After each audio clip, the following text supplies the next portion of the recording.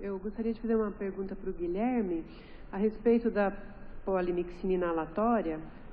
Se vocês tomam algum cuidado com os respiradores, porque os microprocessados, há uma indicação de se usar o filtro com risco de danificar os respiradores. A gente utiliza lá no nosso serviço apenas a Poli B, mas tem um problema sério, porque todos os aparelhos, a maioria é servo, a maioria é microprocessada, e a gente tem que ficar correndo atrás de um aparelho que não seja, corra o risco de danificar, se vocês têm esse problema também.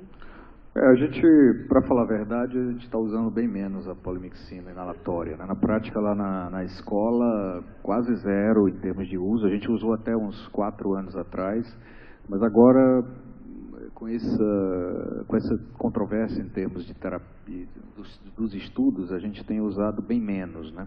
Então, mas isso que você fala é importante. Lá no Hospital do Coração, o próprio grupo, lá, quando a gente estava usando aquele nebulizador de placa vibratória, o próprio fornecedor sugeriu para que a gente não usasse, que ia danificar o próprio aparelho, aparelho de ventilação mecânica. Então, com isso, a gente parou de utilizar também. Então, não sabemos ainda como fazer com usar essa droga agora no uso inalatório. Eu realmente tenho usado muito pouco, mas a sua preocupação é bem pertinente em relação a isso, né? Tá.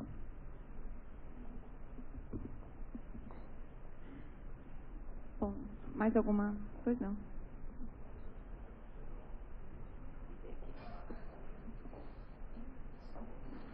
Bom, minha pergunta é para o Williams.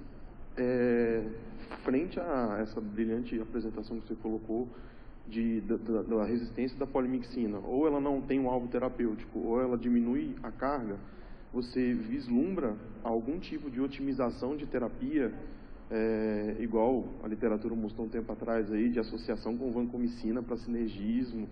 Você vislumbra alguma possibilidade de otimização da droga no dia a dia? E talvez para o Rodrigo, em relação ao teste de sensibilidade. Um teste só fenotípico nos daria segurança, ou se eu teria que usar um a mais, por exemplo, igual foi apresentado o teste da gota em alguns outros congressos? Obrigado. Olha, na realidade, com a descoberta do MCR, eles tiveram um grande insight. Eles começaram a ver que o MCR, por exemplo, é algo essencial para a bactéria. A bactéria ela vai modificar o lipídio A por conta do MCR, mas o MCR também poderia ser utilizado, por exemplo, como alvo terapêutico para restaurar a suscetibilidade à polimixina, porque ela também está envolvida com atividades essenciais para a célula bacteriana.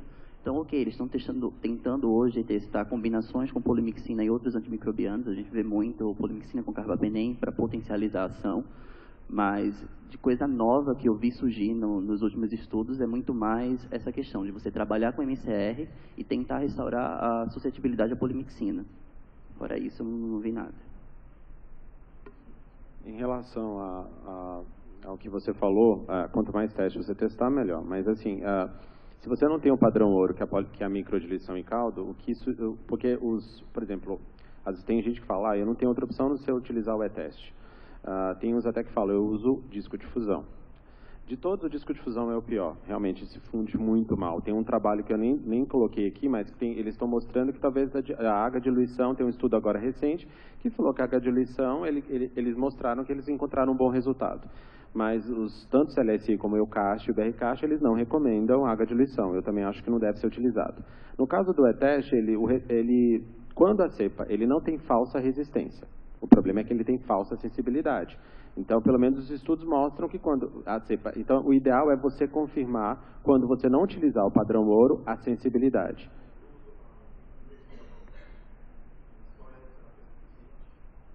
Se você tem um controle de qualidade, o ideal também nessas placas comerciais é você ter uma cepa sabidamente resistente e você verificar como é que funciona a MIC. Tá?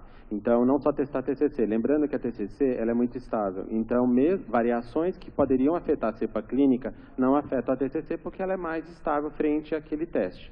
Então, nesse caso, eu recomendo utilizar uma cepa sabidamente resistente, que você sabe que tem um MIC que não seja uma heteroresistência, que não seja um mecanismo adaptativo, que seja uma resistência mesmo, e testar. E muitas vezes o MCR tem que tomar cuidado. Tá? Esses testes que detectam, o ideal, o MCR, por causa da MIC, muitas vezes não passa no controle de infecção e tudo mais.